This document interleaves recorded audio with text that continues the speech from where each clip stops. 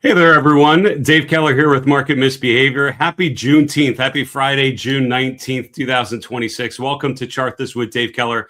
The markets are closed. It's World Cup Soccer Day. I don't know about you guys, but the Keller family, we're big into soccer here. We're big followers of Seattle Sounders FC, which is our local MLS team, and we are big fans of the U.S. national team, currently up 2-0 at the half.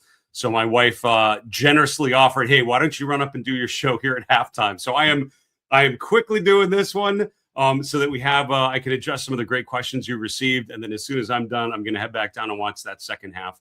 Go USA. It's been an awesome match so far. Hope you guys are all doing well. Shortened holiday week, of course, but you know, the market's sort of chopping around, right? I mean, if you look at what happened on the chart of the S&P, and let's get right to it, we can see that it was a choppy session, right? A choppy week. So this was the gap higher last Monday, and then from there, Tuesday, Wednesday, Thursday, all sort of chopping around in that gap range, right? So here was the gap higher, and so remember, if you remember, right, wind back about a week, there's news over the weekend about this, ceasefire and a memorandum of understanding. Gap higher on Monday, Tuesday lower, Wednesday big time lower. That was the Fed meeting, and then Thursday a bit of a gap higher, but not really regaining, the open of that down day. So we are literally right in the middle of that range. So I often think of price gaps as support ranges, right? I don't think of it like as a support level. I usually think of that gap as a level and often draw just like a little rectangle just to remember that gap as an important area of congestion. So I'm not surprised that Thursday we kind of went right through it. Friday we sort of settled in there. So going into next week, what we'll be talking about with our premium members and our weekly flight plan coming over the weekend is just some strategies to how to think about this week to come, what sort of signals we're going to be looking for, but we're going to be highlighting some of those key levels. As a reminder, if you like what we do on the show, our premium memberships are really designed for people like you that are ready to sort of go to the next level.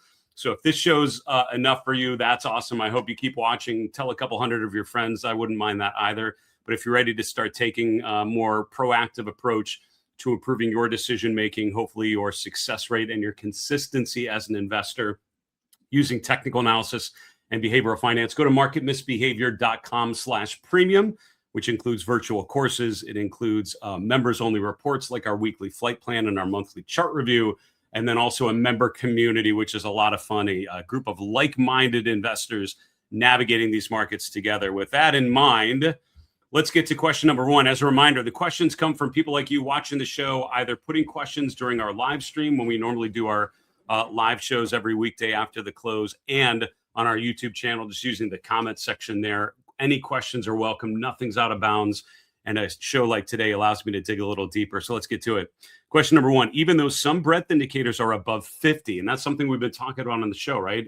Like stocks above their 50-day moving average remaining above that crucial level. So even though that's been true, it seems like breadth indicators have been screaming at us for some time. Divergences in the advanced decline line, in the stocks above their 50-day, and the bullish percent index. And I kind of watered down your question, which was more of a, Dave, why are you missing the divergences? And I appreciate, I have no problem taking honest questions, and I'm happy to give some honest answers to it. So to your point, you're right. I've been focusing a lot more on the short-term conditions in breadth. And perhaps I think what you're picking up on is maybe I haven't been focusing as much on some of the long-term measures of breadth. And I'm sorry, I'm going in here to get to the advanced decline lines, is what we're talking about here.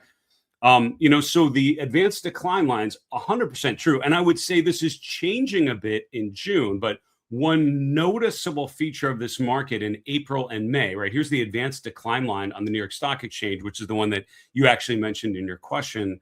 Here's the S&P large cap advanced decline line. Here's the mid cap advanced decline line. Here's the small cap one.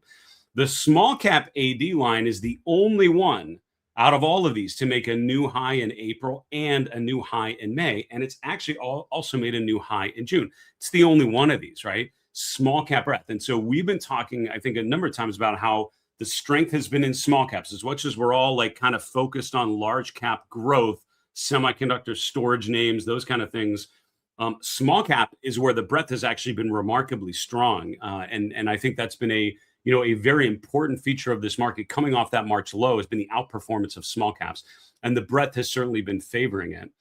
To your point, which is the S&P and the NASDAQ have been trending higher clearly in April and May. The advanced decline lines have clearly not been breaking out. And I guess the reason why I'm not focusing as much on there is with breadth in particular, I usually think about, in an uptrend, I already know the S&P and the NASDAQ are going up, right? So I'm kind of in the back of my mind recognizing and acknowledging that the breadth is pretty good. And I feel like I have mentioned that, and maybe I just haven't made that clear. Of the long-term breadth has been great. And that's what I've been mentioning. When I say things like the long-term breadth has been good, I think it recognizes the fact that all of these, while they're not making new highs, they're all above their 50-day moving average. So while there's been a bit of a divergence, very true, none of them have really broken down to the point that I think the breadth looks bad. And that's where I think you want to be concerned, is the S&P going higher and these things starting to break down. One of the things I look for, though, is when there's a lack of confirmation. And I think you're right. I mean, and perhaps I've not made enough of a point of highlighting that weaker momentum, because you see that in the advanced decline lines. You'd also asked about like the stocks above their moving averages, and 100%. And I think that's absolutely right, that here in April and May, we're around 55 to 60% of stocks above their 200-day, which is well below what we've been in more kind of healthier breadth environments. So has the breadth been ideal? It has not. Has it been really bad? It hasn't. And I think that's one thing I often look for, particularly with this set of breadth indicators, is breaking below that 50% line. For me, that's ended up being a really good indication of concern. You can see a good example of that, like back here in January, right? The S&P kind of hovering around 7,000, stocks above the 50-day kind of sloped downwards. And you arguably saw a similar kind of divergence there in Q2. But then the real signal, I think the real danger signal, was the first week in March, when it broke below 50%. And that suggested, okay, now we're really in a dangerous position. So I guess my answer to your question is, yeah, I don't disagree with you. I think the breadth has not been generally confirming the new highs. Advanced decline lines and others are not trending higher as significantly as the trend in the S&P and the NASDAQ. I think that's a fair observation. I appreciate you highlighting that. And I would say there's a number of different ways to use breadth indicators. Those are some of the ways I think of it. I also would say a number of the interviews we've done recently, and I'm thinking of Dave Lundgren on the Market Misbehavior podcast. We talked about breadth with John Kalovis, which that episode's probably not quite released yet, but should be out, sometime. Maybe it might be Monday morning. John Kalovis, Macro Risk Advisors. We talked about breadth.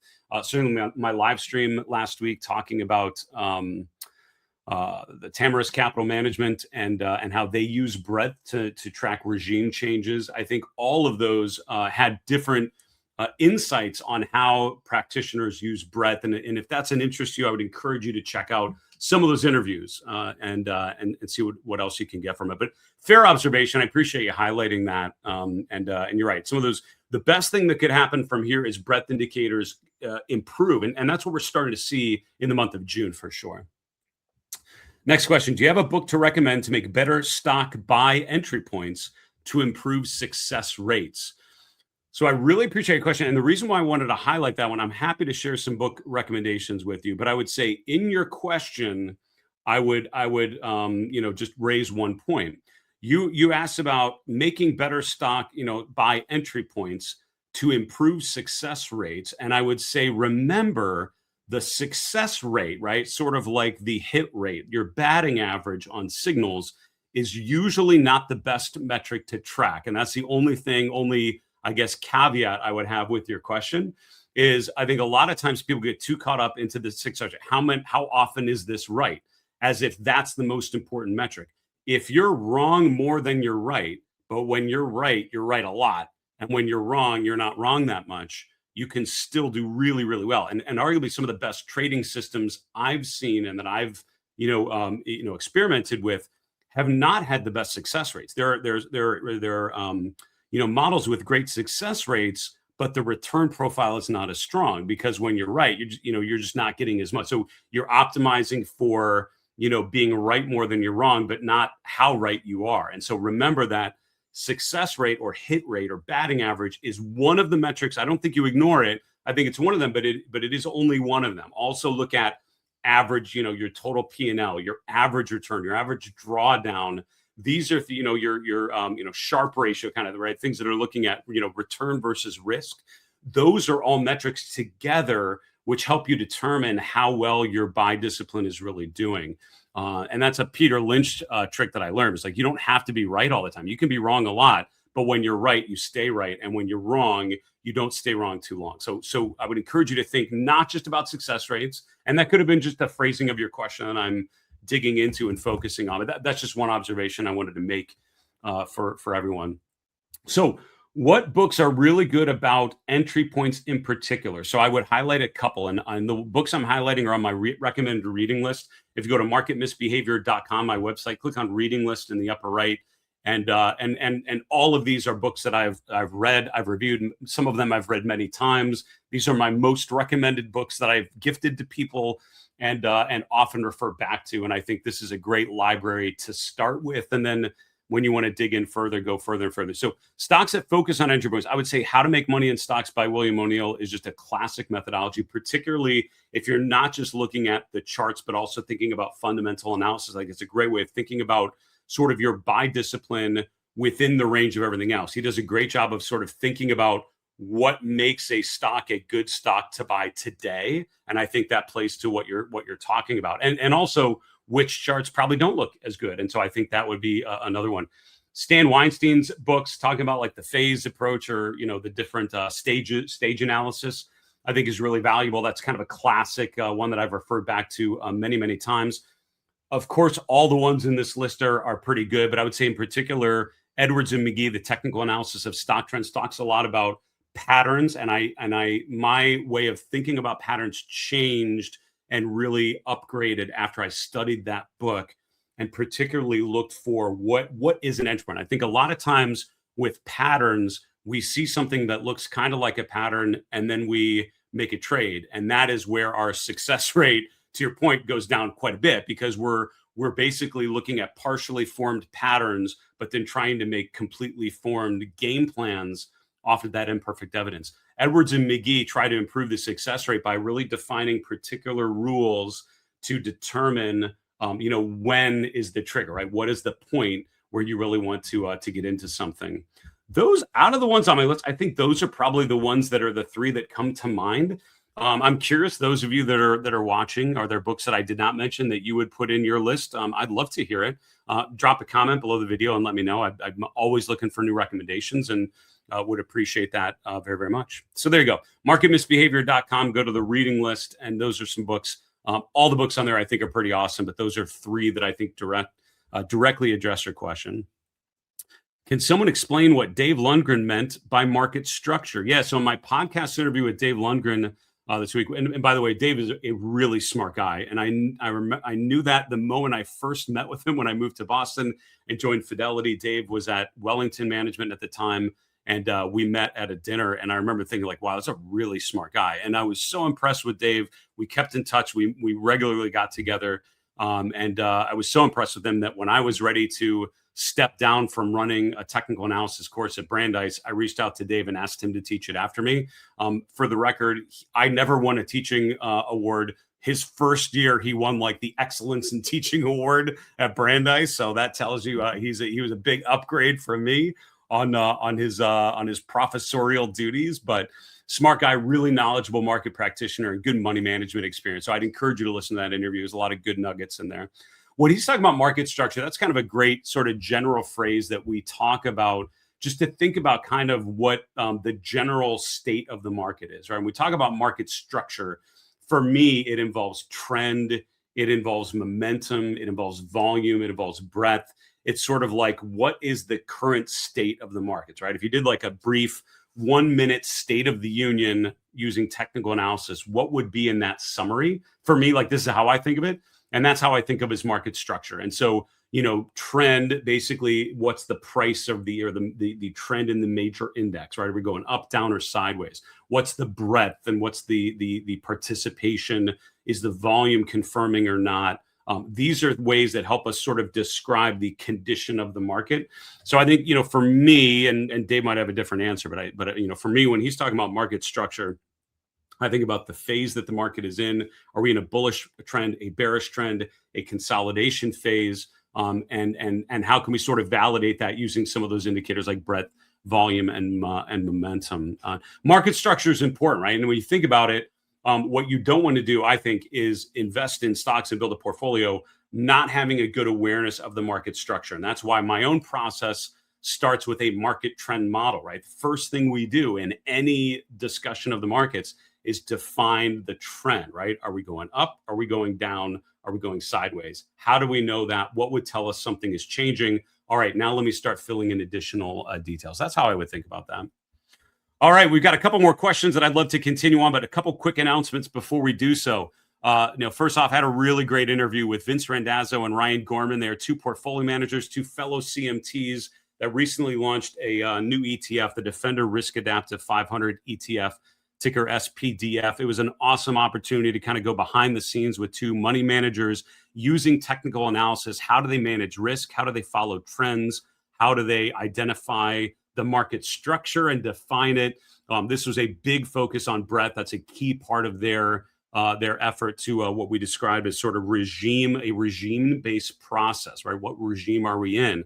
But we also talked about using leverage. We talked about idea generation, routines and process. It was a really cool interview with two, savvy market practitioners. You can find that interview, by the way, on our YouTube channel. We'll include a link in the description so you can check it out. But I would encourage you to go and get a behind the scenes look on how two money managers using technical analysis sort of apply this toolkit week in, week out. Also, we've got a webcast coming up next Wednesday, 1 p.m. Eastern, 10 a.m. Pacific, called the Market Top Checklist, 7 red flags of a major market peak.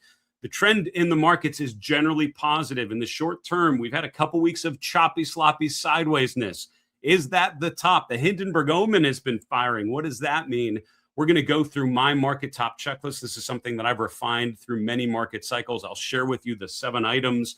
We'll look at the markets together and see what the evidence tells us. It'll give us a good assessment of the current market configuration, but hopefully give you some things to follow in the days and weeks and months to come. You can sign up for that event at marketmisbehavior.com/red flags. We'll also include a link in the description to sign up for that event. I hope you will join me there next Wednesday, the 24th at 1 p.m. Eastern. 2 more questions, folks. Could the jump in the NAAIM Exposure Index be related to the end of quarter window dressing?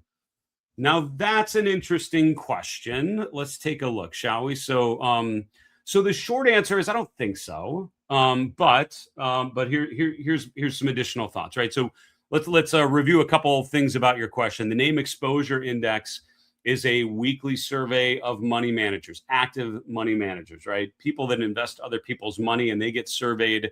What's your exposure to the equity markets? And you can say up to 200% long and down to, I think, 100% short, I believe, and anywhere in between. And the average is what you're seeing on the result. The last couple weeks, the indicator had been ticking lower, and this is the indicator down at the bottom. Last week, it was around 79%. This week, it's not updated on stock charts yet, but this week, it's around 93%. So we've seen a big uptick. And I think your question was, could that be related to end of quarter window dressing? Because we're getting close to the end of June.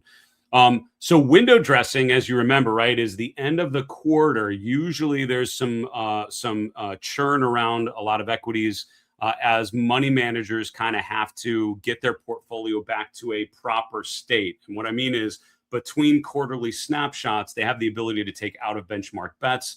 They can kind of divert from their mandate a little bit to sort of, try to generate alpha or generate good outperformance. But by the end of the quarter, right, for a mutual fund, once a quarter, there's a snapshot taken, and that's what officially is logged as like your end of quarter holdings. That's reported out to shareholders. So, money managers that may have let some out of benchmark bets come in may want to rebalance their portfolio, kind of get it to a state that when shareholders look, they will say, you're right. Okay, thanks that you're, kind of, being in line. And I don't think there's anything nefarious about that. Just in the normal, sort of course of analyzing the markets and looking for opportunities. You're trying to generate alpha, right? They're trying to get good performance.